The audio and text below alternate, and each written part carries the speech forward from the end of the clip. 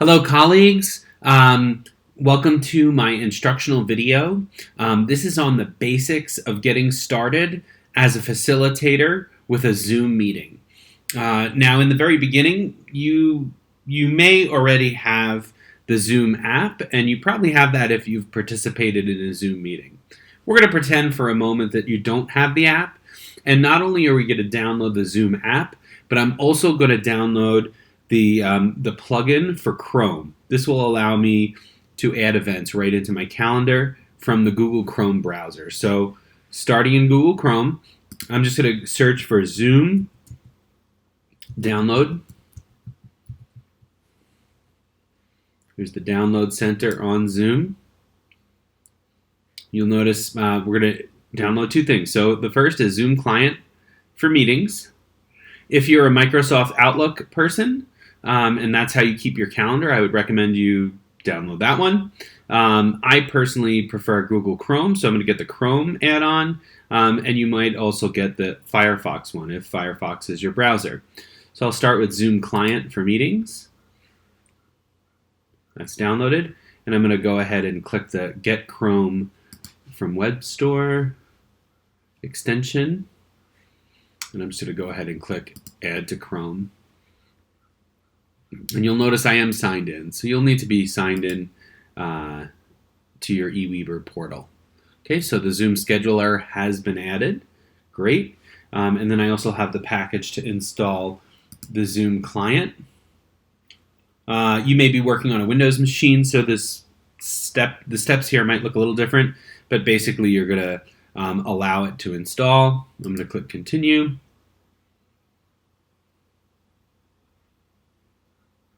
And now I have the Zoom app opening automatically. So I've installed it.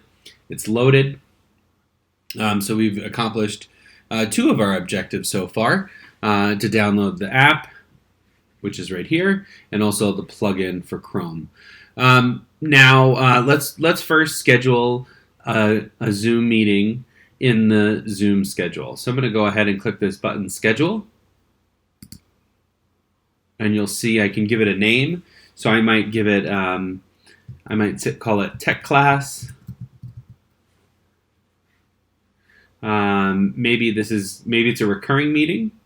Maybe it's going to happen every time, and that will be in my calendar in Google.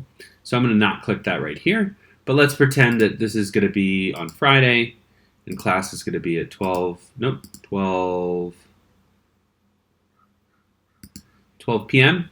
and it will end at 1 p.m.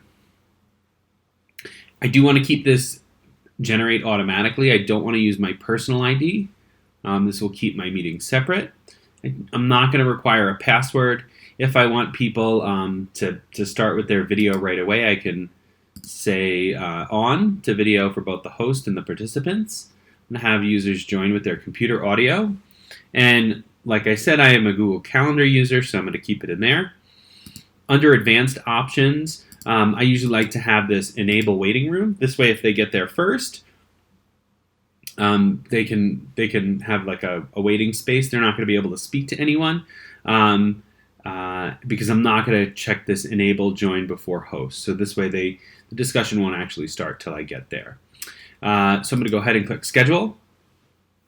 And since I have installed that plugin, it automatically is bringing me into my Google Calendar. I'm going to log in with my username, Ryan Canet Weaver, and I have to grant it permission. And now you'll see that I have my meeting. Now, sometimes if you're not inviting a lot of people, you might add them by email right here. But for the intended purposes here today, I'm expecting that you're going to use this with a class, so I would probably just copy and paste this information right here. So I'm highlighting that and copying it. I'm going to go ahead and click Save on this, and you'll see that there's my tech class right there. And then if I come into Canvas, here is my technology class. And I would just go ahead and maybe create an announcement.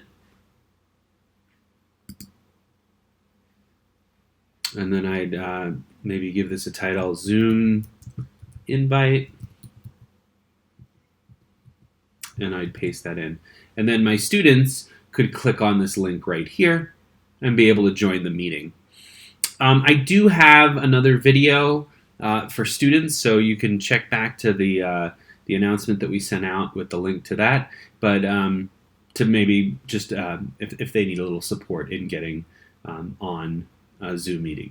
Now I'm going to cancel this because I don't want to actually send this out to my students. One last thing that I do want to show you is that we don't even have to go into the Zoom app. So here's the Zoom app where I scheduled before. I can just go right directly in my calendar, and let's say I want to put a Zoom meeting right here.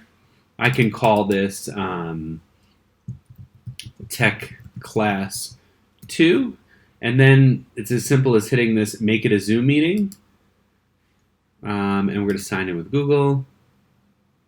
Okay, so I'll hit that button again, and now you'll see it just automatically populated the link there. So that concludes this instructional video. Let me know if you have any questions. Feel free to email me. Thank you, and good luck with your classes online.